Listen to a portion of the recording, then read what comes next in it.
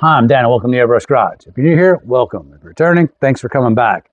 Today I'm going to be doing a video on how to paint a catcher's mask. Now this is the second one I'm doing, but this one's a little bit different.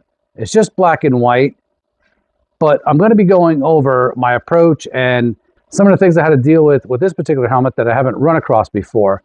One of the really interesting things I think about this video is I'm going to show you that if you make a mistake, it's okay and how to fix it. So if that's something you're interested in, please stick around, consider subscribing, hit that bell so you get future notifications. A couple comments, good or bad, really helps out the YouTube algorithm. A thumbs up would be great. Don't forget to check out all those Amazon affiliate links down below for the products I use in this video and all my other videos. Check out that new store tab link that we got up top on the channel. And with that, let's get started. All right, so I'm going to speed the whole video up just because I don't want you to have to sit through 10 hours of what it took me to approximately do this mask. But what I'm using right here is transfer tape. I like 6-inch and 12-inch transfer tape.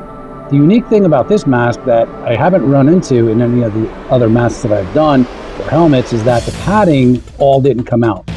Some of it did, but the padding at the top of the helmet and the back of the mask did not come out, and the back of the mask with the strap did not even release from underneath the padding at the top. So this made it a little bit cumbersome, but you have to deal with what you have to deal with when you take on a job like this. So what I'm doing here is I'm taping up the straps, the padding, because I don't want to get any overspray from what I'm going to be airbrushing on the helmet onto the padding itself. You also can see here I'm using painter's tape to secure the transfer tape because the transfer tape isn't going to stick really good to the padding. So I'm kind of using it more of just a mask and then taping it all together. Making sure it's not going to stick real well to the strap, so the painter's tape's going to do a much better job of that. So once I have that done, I'm going to take a scuffing pad out and I'm going to scuff up the whole mask. Now this is a nice flat black mask, but even though it doesn't have a shine to it, you're still going to want to scuff something like this up because, again, you want to give it some bite or some tooth for your paint to adhere to. And then I'm going to be using mineral spirits here. That is what Createx recommends that you use on all of their paints for cleaning, and it just happens to be my favorite cleaner as well.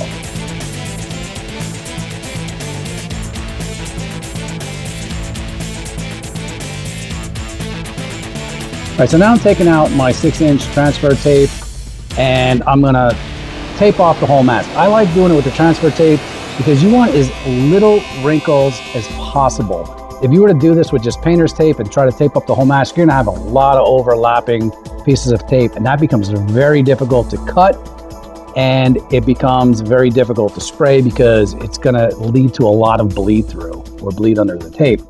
So what I'm trying to do is get the mask on here as flat as possible with as least amount of overlaps as possible.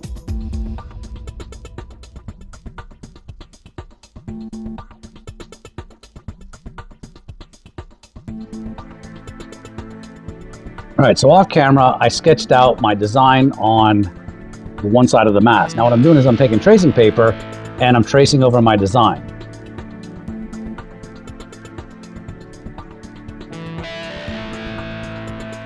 I'm using this to transfer the design to the other side.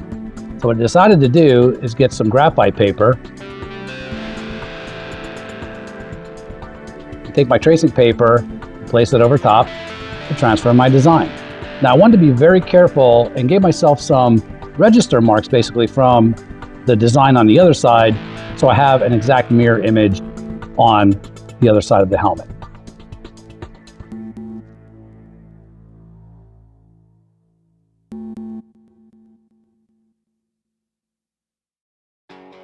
Okay, now that I get everything traced out, I'm going to be cutting my design out with my X-Acto blade.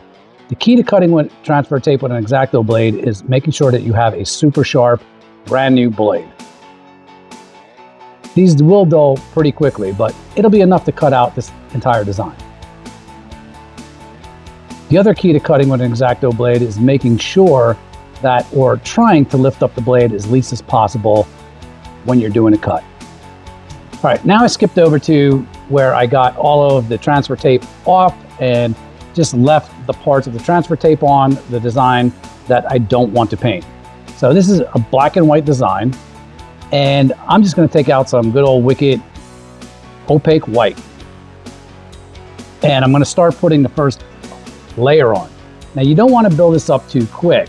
As you can see, when you make a little bit of a mistake, as I pulled out the eraser there, if I get something where I don't want it, I can just pull out my aggressive eraser and I can wipe it off at this point.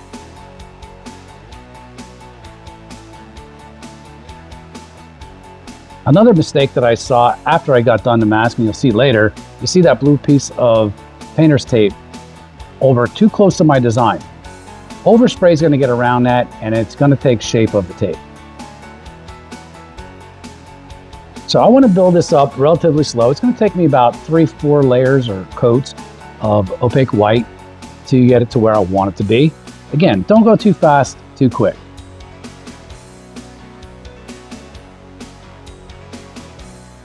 The other thing I'm doing with this design is I am painting right over the edge of the design. So I'm using the bounce technique here where I want the overspray to overhang the design a little bit to give it that little bit of a glow.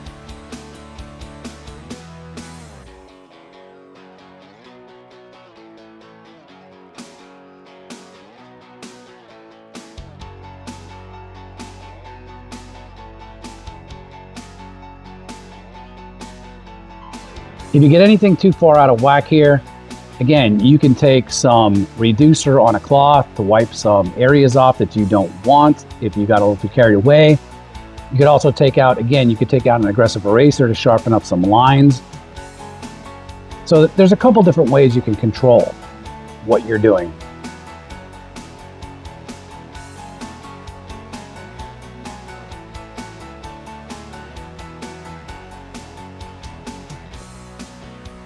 So I'm going to apply the same technique here to the number. I'm going to flood it in. I'm going to spray it over or right on the edge of the outermost piece of tape. So I allow the overspray to overhang the number, giving it, again, a glow.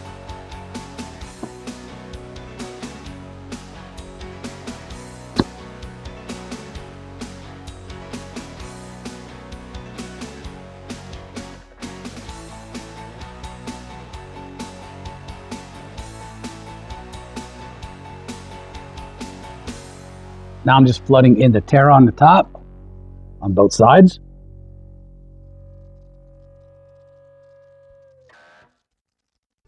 So once I'm happy with it and everything's covered, I'm going to start removing all of my transfer tape.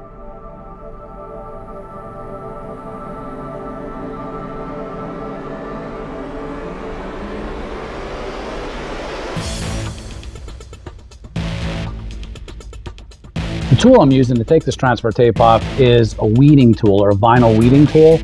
Love this tool. I got it back at my sign days or my vinyl sign days, and I've had this tool probably now for about a good 15 years, and I use it every day almost, or every time I airbrush when I'm using transfer tape.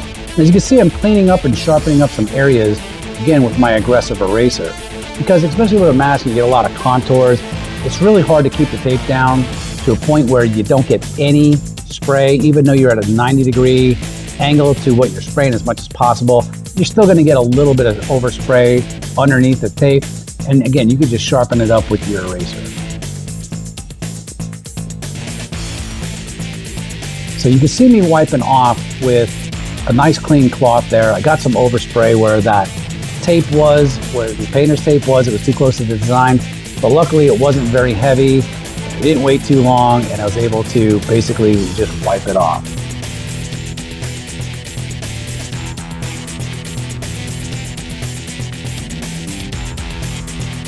As you can see, I'm using anything I can to prop up my helmet here, because with the components that wouldn't come off of the mask or the helmet, I couldn't use my normal helmet stand. So again, you got to do what you got to do.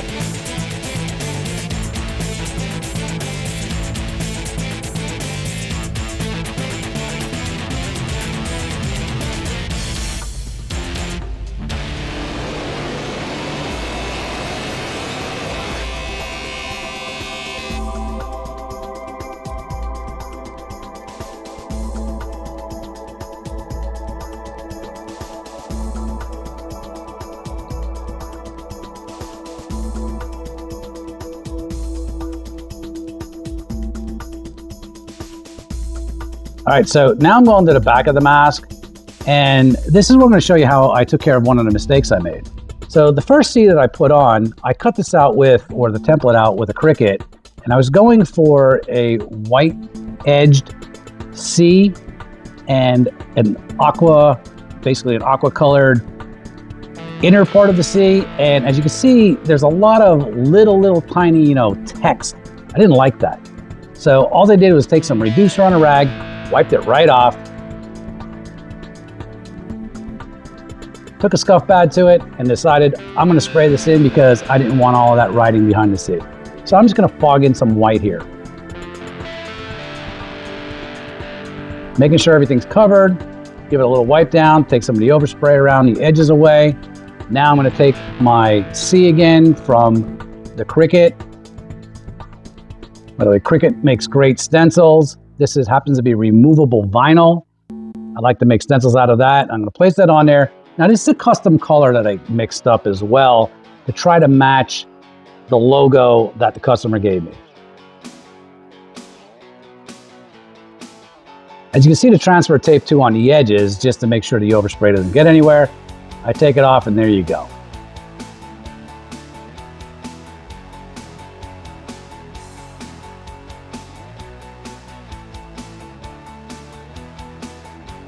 All right, so now I'm going to be getting the mask ready to clear. The important thing here is making sure that everything is taped up that I don't want to spray with the clear, like the straps and again, the padding.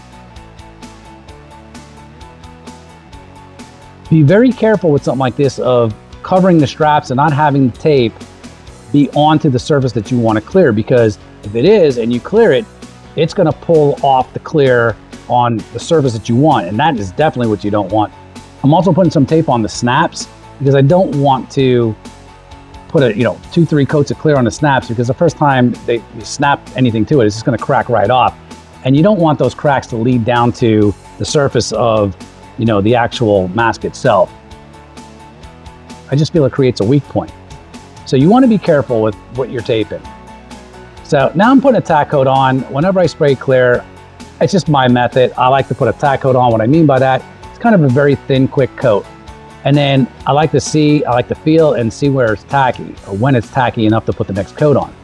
And how you feel that is, you want it to be tacky. You don't want anything to come off on your finger, but you want it to feel tacky. If it's coming off on your finger, it's still too wet.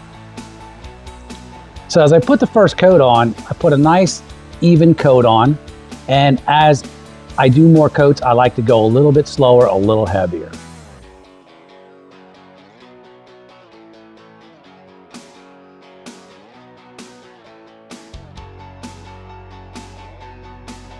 So this one here, I worked up to 3 coats plus a tack coat, so it's really like 3.5 coats. And as you can tell, I'm checking the tackiness between each coat. Again, if it comes off on your finger, it's too wet.